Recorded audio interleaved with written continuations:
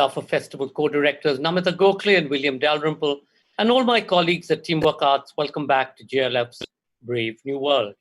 For those of you who missed our earlier sessions, including those featuring His Holiness the Dalai Lama, Neil Gaiman, Piku Iyer, Margaret Atwood, Horan Pamuk, Shashi Tharoor, Pavan Verma, and so many others, you can find these on our Facebook page, JLF Litfest, or on our YouTube channel, Jaipur Litfest JLF.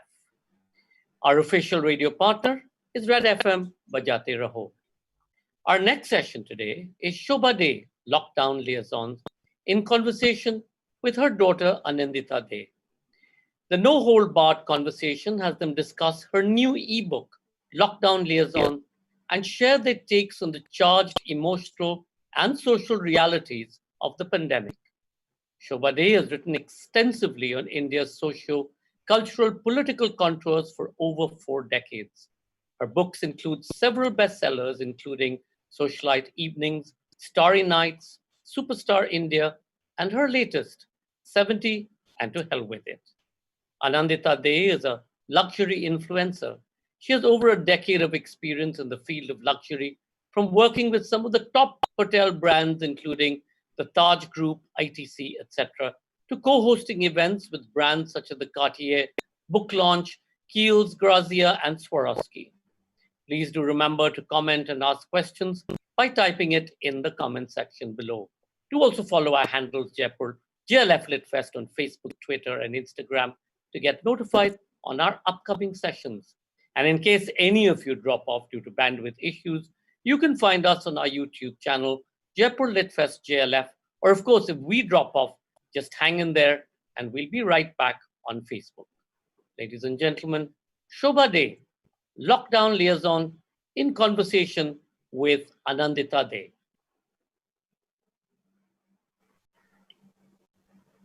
Hi, Anandita. Hi, Mom. It's This is so bizarre. It's so weird. Go such for a it. fantastic platform. Thank you, Jaipur Literature Festival, for having me on this humongous platform. Firstly, the Brave New World. I'm elated to be here. I remember tagging along with my mother in the year of 2017, I think 18, one of the years. And finally, I have, a place here. So it's amazing to be here. So thank you so much. And let's begin. Firstly, I would like to say that my mom and me have a very, I think actually my mother has a very unique relationship with all of my siblings, that is all of her children. She is known to be amongst us not just a mother but also a friend and somebody who we can call at 2 o'clock in the morning if we're stuck somewhere at a party and want to get the hell out. So my mom is always the first person who I would call if I'm in any kind of mess. And I would like to ask you this, that how do you balance the relationship between being a mother and being a friend simultaneously, and having such a keen listening ear, and also with our new age problems, you seem to be so in tune and able to switch on to the different nuances of each one of our lives. How do you manage to do that? Well, thanks, Anandita. Tough question, but first, may I just say it's a pleasure. It's the most unusual in conversation I have done ever in my life for a Lit Fest. And it really took the genius of Namita Gokhale to think of this combination rather than having me in conversation with maybe a co-writer. So these are the sort of inspired decisions that Jaipur Lit Fest often takes. And I enjoy that so very much because I've been a part of the Lit Fest literally from the day it started, and I've been going back every year. It's a fantastic team, but it is the excitement of the unexpectedness of it all that continues to fascinate me. I mean, when Namita called, I said yes, because Anandita, being my youngest, she has spent the most time with me, which can either be her misfortune or, she's been, in a way, so intimately a part of my writing process because she's just been there. She's been at home. I write from my dining table. She's often with me on it. And of course, during the lockdown, it's like, being joined at the hip, which again, I don't know how she feels about it. But she has given me a lot of comfort during these really hard days where you're looking for that kind of cushioning. So when I was writing Lockdown Liaisons, to answer a question, the question of balance is something I I don't stop to ask myself that question. I don't say, what am I balancing today? Am I going to be balancing my writing? Am I going to be balancing my column? Am I going to pay attention to what my children are asking me? Because I know that it's an unfair balance to start with. They win above everything else. I mean, I throw a manuscript out of the window. I throw just about anything out of the window. The most incredibly attractive opportunity will be tossed right out of the window if I felt that my children at that moment needed me in a way that was like close to an emergency or something that was, which of course with children, everything is an emergency. So the balance has come out of a deep sense of commitment. When I started to write, I already knew that the question of having to make those tough decisions were not ever going to be a problem for me. The decision was already made. So it's been children first. So I hope that answers you, Anandita, because I don't see any conflict. I do it because I want to do what I do. I just place you guys first, okay? I mean, all right? So you don't ever have to think Mama is balancing and oh my God, she's giving up something. No, it's what I choose to do. And choice, as you know, as I've always emphasized to you, is the single most powerful word in our dictionary. When we have choice over our lives, we are truly free. And that's one word I want you to pour it on your heart or certainly embedded in your mind. So, yes, my dear, next question, because you keep me on my toes. It's all of you, your generation, that gives me, the whole impetus to reach out and be able to connect with you in a language that you understand, because the whole point of writing is to communicate with people, readers, and not think about their age, not think about their generation, but to think that you are being able to do it in your best possible capacity. And you take such creative leaps yourself. You're like a creative acrobat in my life. So keeping up with you has already been a challenge, which, well, I've enjoyed it, but for the most part, but there are times that I've also wanted to jump off the balcony. Okay, next question, next.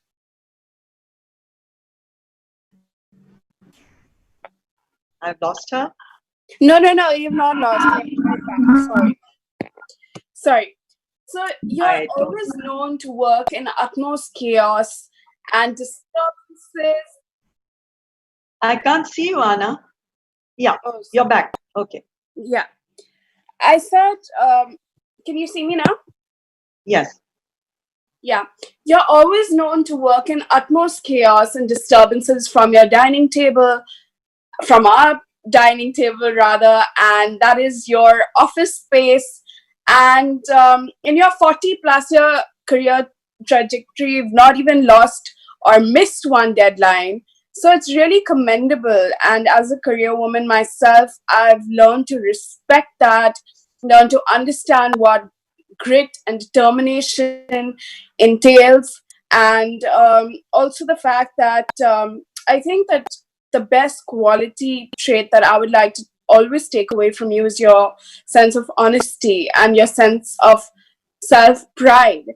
And I think this book, the Chronicles or the Lockdown Liaisons, is nothing short of that, nothing short of being honest and telling hard-telling tales. And it's been such a pleasure to read each one of them from the series that I've read so far, and waiting for the next two to come out. Seeing clouds on the cover of each book, I would like to know what was your thought process, or what is the pattern of having clouds as per each book cover? Well, the book was put together in a kind of a frenzy. At the time when I started writing the first few stories, I had no idea that they would ever see the light of day. It was for me a cathartic expression of all that we were going through. The world was closing in around us, and I was feeling very hemmed in, and I started to write. So at that point, I hadn't really imagined that the books would be out there or even on what sort of a platform. All I knew is I had to write the books. And when Simon and Schuster came along, and I spoke to Himanjali, my editor and publisher, and we decided on this format, which was new for her, new for me. It was exciting because digital is the way forward, and we wondered how to get the stories out there really quickly. And I had a few ideas, she had a few ideas, and we definitely wanted a thread to connect everything and put it all together. And I thought the thread should be the sky, because the sky to me represents freedom. And it was at a time when there was darkness all around and there was panic. People's thoughts were going inward. We were not looking outside of ourselves. Some of us couldn't even see the sky. It was very symbolic. It was a perfect metaphor. So I started with suggesting the sky to her design team at Simon and Schuster. We came up with some sky things which I liked very much because yes, they were free and open. And I said, the stories are my way of reclaiming the sky. And then I thought to myself, all of us in the family, the children and I in particular, all of us are sort of obsessive about the sky. We like photographing skies. Whenever we are traveling, we're photographing skies constantly. So once I was sure about the first sky and the second sky was already happening, I asked my daughters to submit their skies, their versions of their skies that they had shot at different points. And so the first sky that was on the cover of the book was by Arundhati, and it's a beautiful sky. It's full of hope. The second sky is by Avantika, which is the book that we have today. In the fourth book, also with an infinity pool and so on, because the story is in Alibag, and the main story is picturized in Alibag. The third sky is by Anandita because she photographs skies when she's traveling a lot, and for her, London is and the London skies are very, very special to her. London is very special to her, so that's her sky. And the fourth sky is shot by Aditya, and he gave me no options. The girls were more accommodating. They gave me options, and they gave the design team options to choose our skies. With Aditya, it was one image. He said, Mom, this is my sky. Take it or leave it. It's a restful sky. I think we're all coming out of something gradually, but we are going to come out of this pandemic and all that, the darkness that we feel. And for me, this sky is a very, very restful and a sky that symbolizes peace. So if that explains my obsession with the skies for all the jackets, I love this. I love the way it's all turned out. And the books, of course, are all put together in the other common thread is they're all written in the first person. So that was the two commonalities between the series. There's 6 books in all. So the skies and the first person voice in each book. And also this book does not begin with S. Normally you begin all your book series with S. That's true. So I said, my God, shall I be an enormous risk taker and try my luck without the S? Because I am in that sense quite superstitious. But Lockdown Liaisons to me was the title I wanted. The book was written during the lockdown. It's still being written. The 6th book, I just finished it, or I'll be finishing the last story today or tomorrow.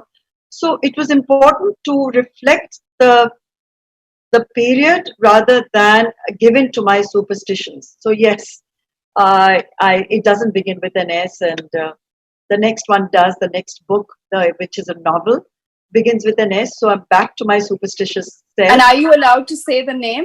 your next book? Yes, it's going to be out in, it's a Diwali release. It's called Srila Ji. It's the diary of a Marwari matriarch. It's done, so it's no big secret. It's also been announced. And we're in the process of finalizing the covers at this point. I'm quite adoring the ones that I've seen so far. So, yes, I'm looking forward to Srila Ji after lockdown liaisons are wrapped up. Lovely. Also, I would like to ask you that this for you is a new format. This is a new format, web series book. Did you feel that this is a more novel or a new way to kind of introduce your book? And do you find this platform engaging? Yes, very much so, because it's very urgent. It's very immediate. It's not like you have to wait for a year for the book to be out, or even 6 or 8 months, and then you sort of wait to see the reviews, see the reactions. You're on tenterhooks till that happens. Whereas this, we launched so swiftly. We were the first people, first publishers, and I would imagine the first, may have been the first author to actually write and publish while the lockdown was still on.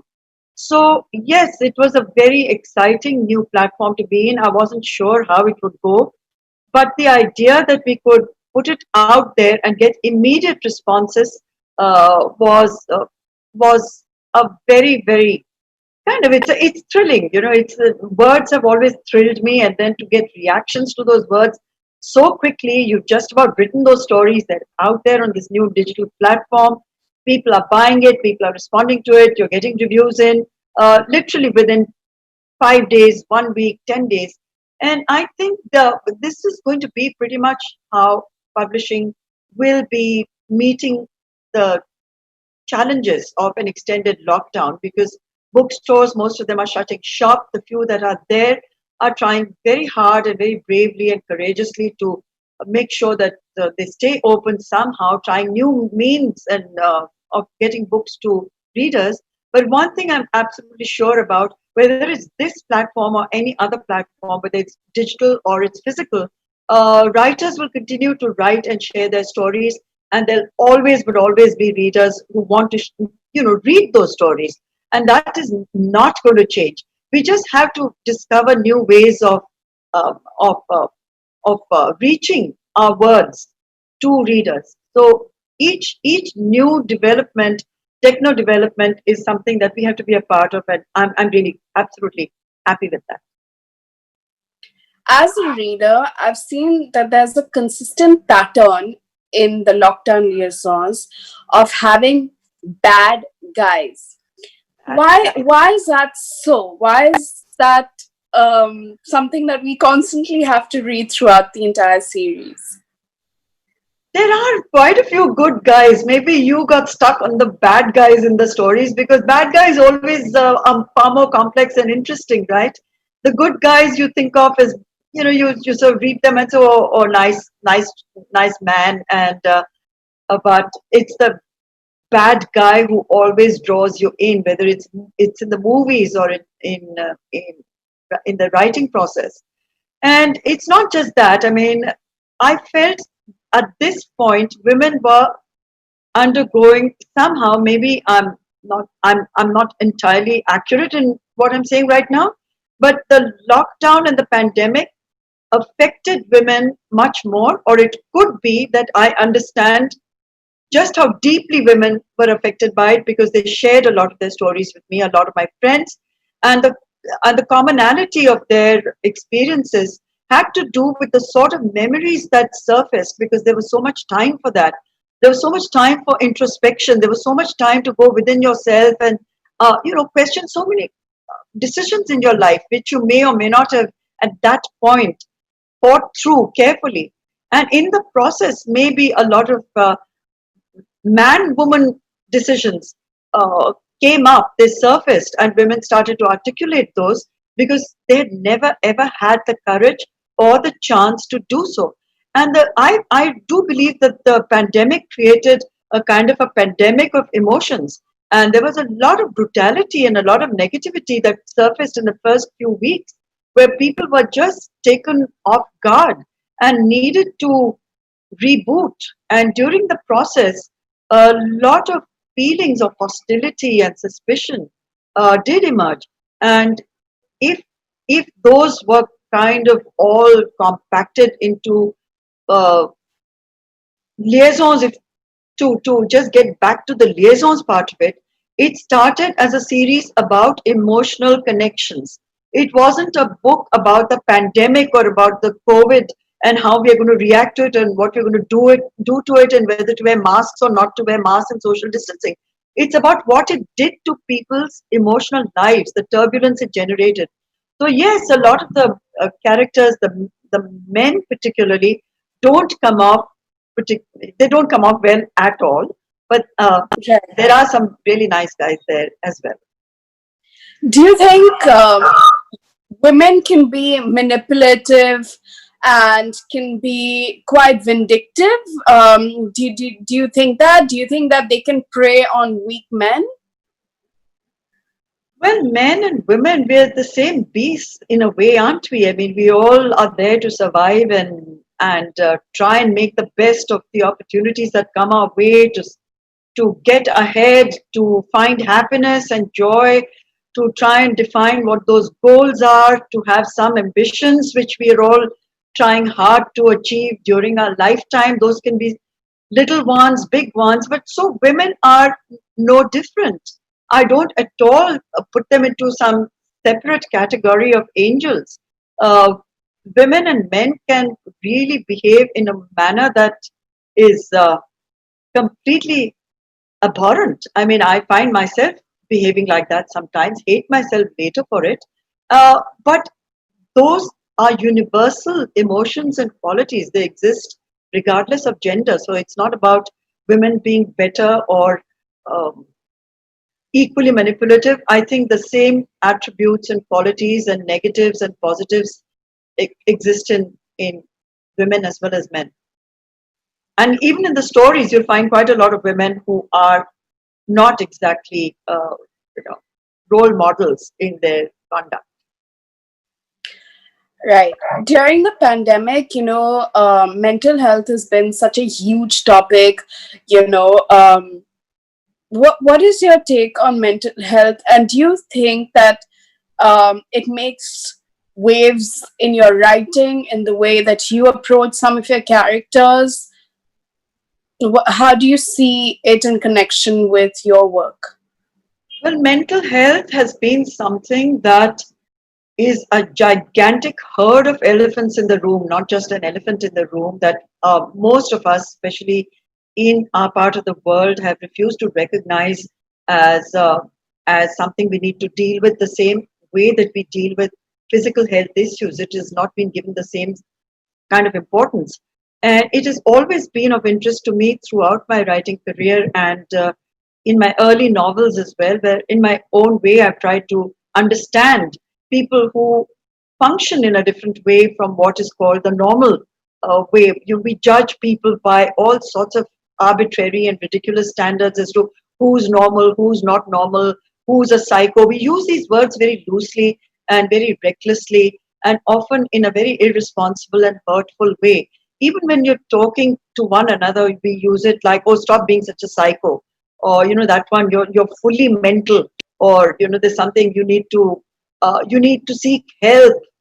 Of course, we all need to seek help at different times in our lives. Nobody is born with perfect mental health.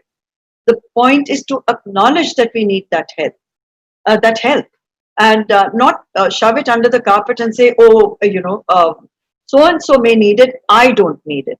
So throughout my fiction, I have tried in my own way, not in a strong sending out a message way, to say that yes, all kinds of people exist because human nature, the human heart is impossible to decode, to penetrate, to be able to say, I've understood human beings and I understand who's normal and who's not normal and who needs help. And it's a very presumptuous way for anybody to approach writing.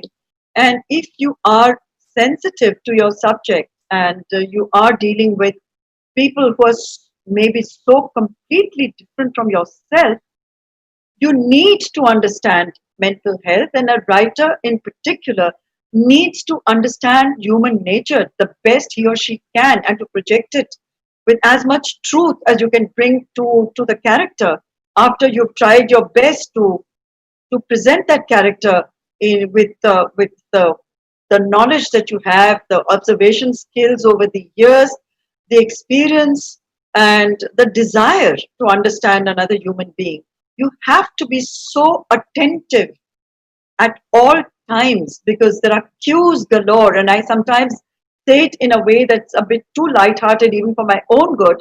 I use the word that I've used it in the past, that I'm an eternal voyeur. I'm constantly observing and looking and listening and thinking because those are the tools of my trade. I need to do it. So, yes, mental health has preoccupied me for decades. And in some of these stories, I hope I've tried to be as sensitive as possible without it being a kind of message I'm sending out.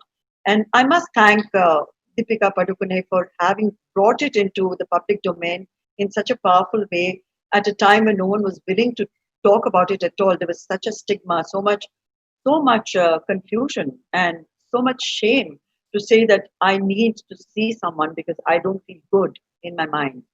I think she did. She did. It was a fantastic service. Right.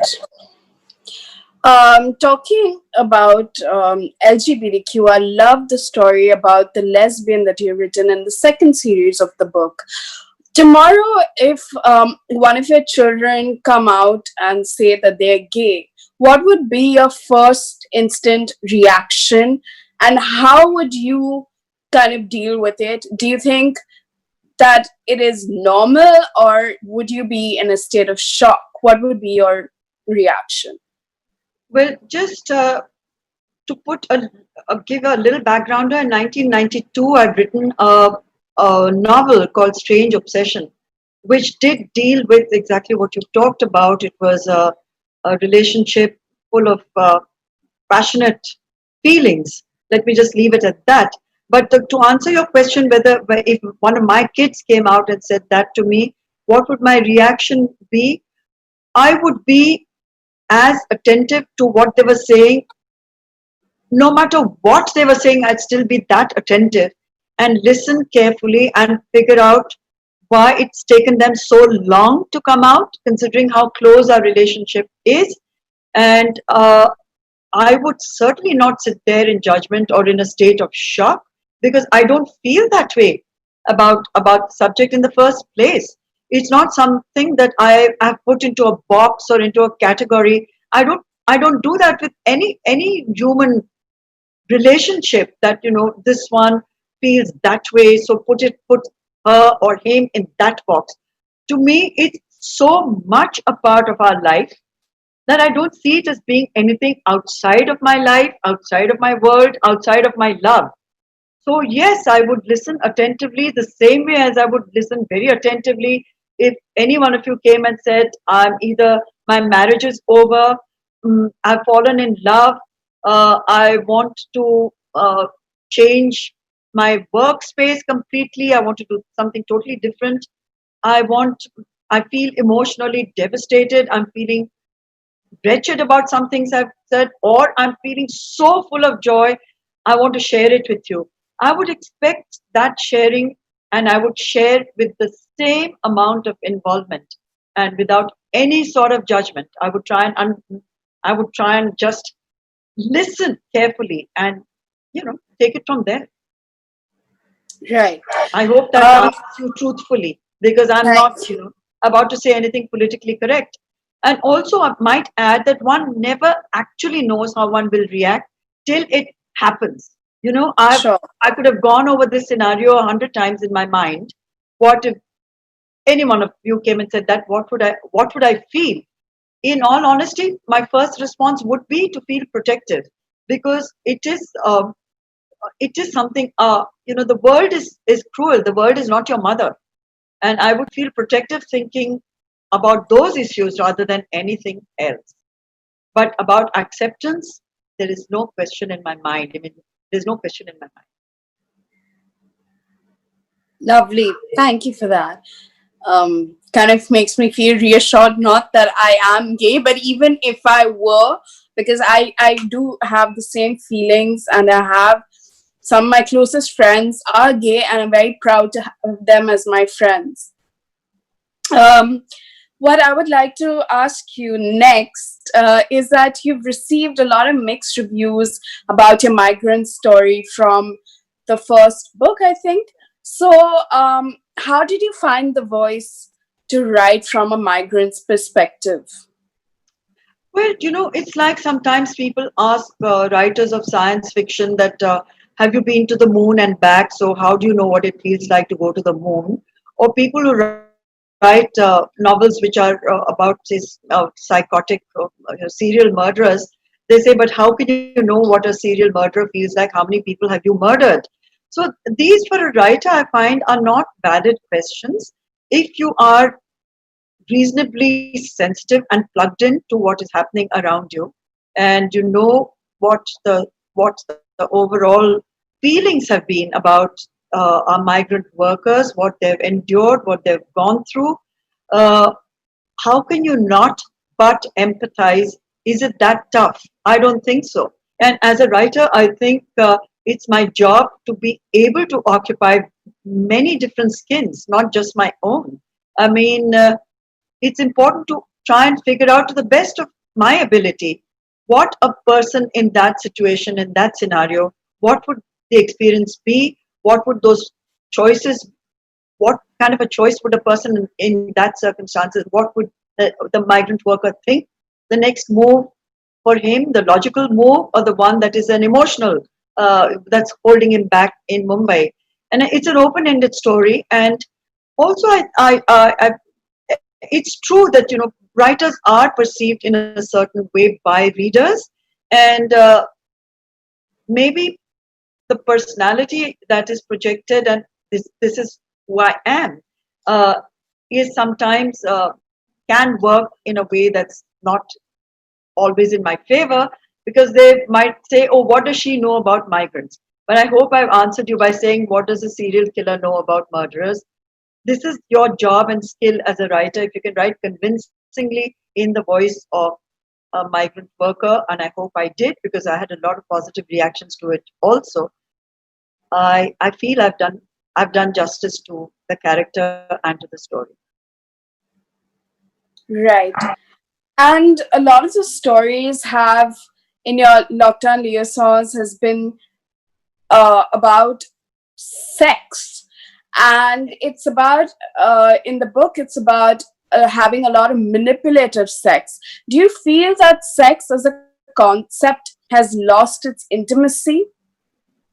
Well, I feel relationships, not just sexual relationships, even your emotional relationships, romantic relationships, have somehow been eroded over the last 10, 20 years, because life has undergone almost a 360-degree change. And certainly during the pandemic and the lockdown, the biggest hits have been taken by intimate relationships, and those definitely include sex. Most of the stories are about man-woman relationships, and you cannot think, and in the next, yeah, you'll have to read the sixth book.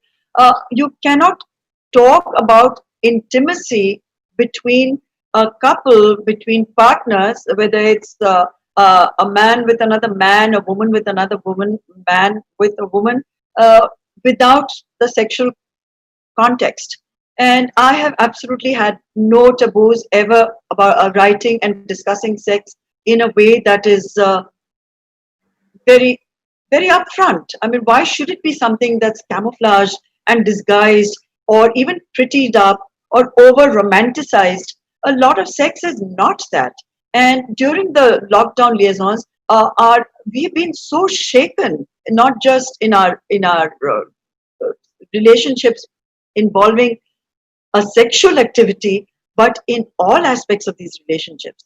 And in such a kind of a scenario, yes, sex sexual relations have been victims of it, because women are just too tired to have sex, and they just, the last thing on their minds is sex. They're looking after kids, they're cooking, they're cleaning, they're wondering whether they'll be able to hang on to their jobs, whether they have a job left at all. a lot of men are under a lot of stress themselves, whether they'll have the job that they had before the pandemic broke and so on. There is anxiety about financial matters. There's anxiety about food on the table. Under these circumstances, if there is a demand, a sexual demand coming from a partner who's not ready for sex, it can lead to conflict. And I think I've written that in as truthful a manner. You might find it harsh, you might find it ugly, you might find it manipulative, you might find it brutal. But yes, dark times call for dark stories. These are not pretty fairy tales. They are all pretty twisted. And those were the emotions that I was dealing with, and those were the stories that have emerged. Anything else would have been fake. I didn't want to write fake. These are the stories I wanted to share and write. Lovely. A lot of the characters in your book seem dark and morbid, but you are such a sorted person in reality. How do you formulate these characters with this level of intensity? Well, I'm not writing about myself in each book, right? And because I'm sorted, I can write the books. If I were not sorted, if I were not disciplined, to be able to write 45,000 words in as compacted a time and all these stories would not have been possible. So the books are not about me or my life or whether I'm sorted or not sorted. The whole challenge and fun of being a writer, fun, if I may use the word a little lightly, is to imagine other lives and imagine other characters and to imagine worlds that you don't belong to or may not be a world at all.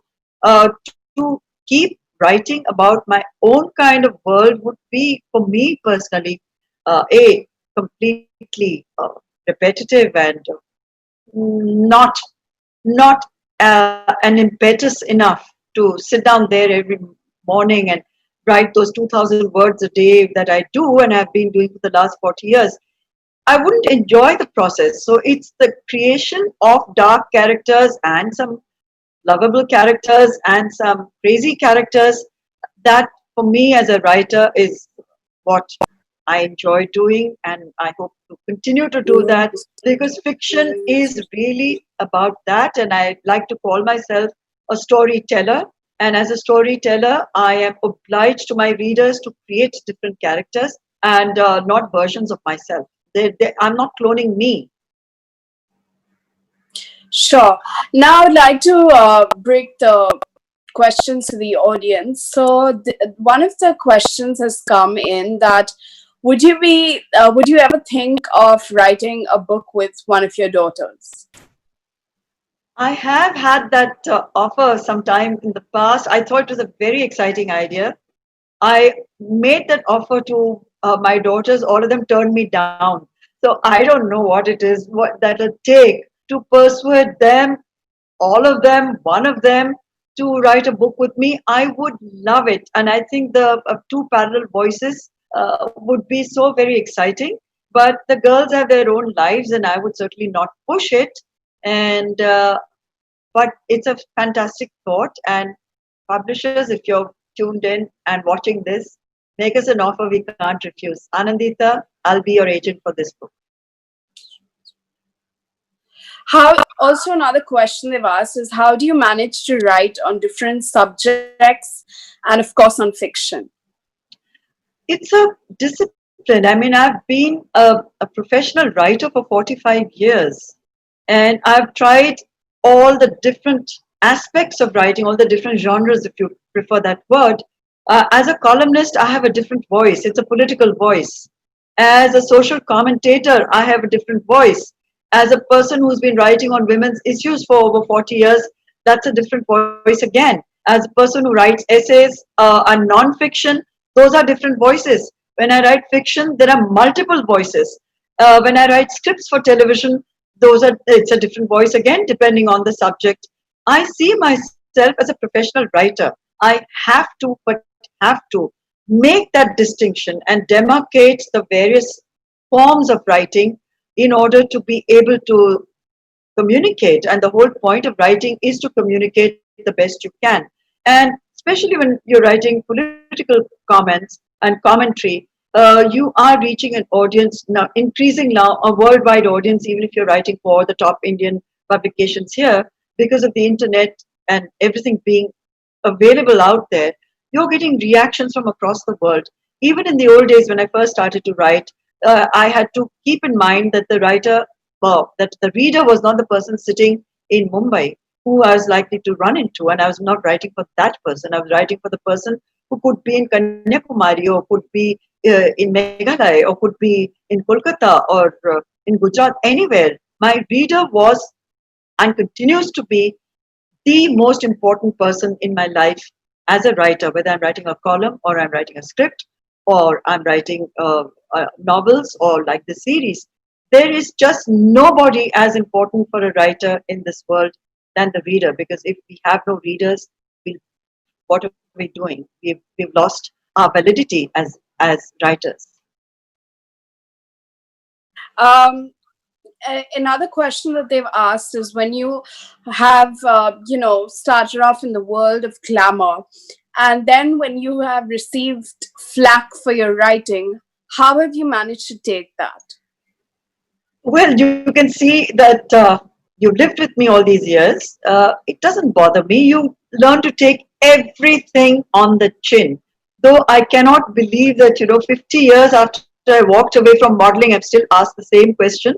But I take it as a huge compliment. I'm very flattered that people still want to know more about the glamour aspect of my persona, which is fine.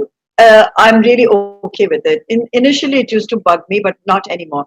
I mean, 50 years later, if I'm asked to explain the correlationship between the glamour world and writing, I mean, it's a bit comical, because I don't think the two are mutually exclusive to start with.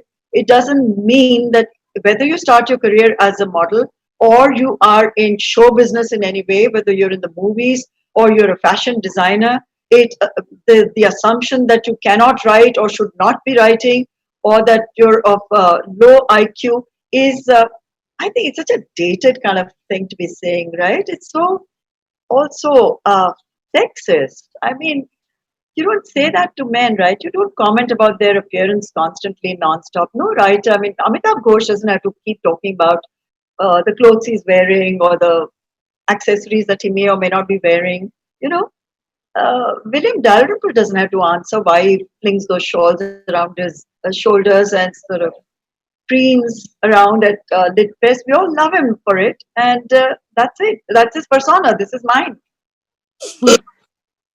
Another question that has come your way is that you are 100% true blood Maharashtrian. You are, a literature goddess. And now, how is it that, what is your true persona? I wish I knew. I mean, I don't even want to know.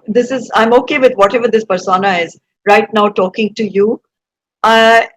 I don't think one should overanalyze oneself or too much. That leads to it's very tedious. And what is the point of analyzing it? What does my being a true blue Maharashtrian have to do with any of it? It is who I am. I'm very, very, very proud of being that true blue Maharashtrian. I'm very proud of my Maharashtrian roots, my Maharashtrian genes. But I don't have to dissect any of it to give myself validity on any level. That's an accident of birth. I was born to true blue Maharashtrian parents, and I'm grateful for the way they raised me. And I like a lot of my Maharashtrian traits and eccentricities and idiosyncrasies. I like our Maharashtrian cuisine, but I don't have to wave a flag about being a Maharashtrian. I just feel myself. I feel an Indian more above everything else. And that is the biggest umbrella for me. And one which I cherish above, any kind of regional identity that people try today so strenuously to impose on people. I think we should all get away from it. It'll be a better India if we just thought of ourselves as Indians and didn't focus that much on our ethnicity, our different backgrounds, our different communities. It will to me, that would be a much more equal India.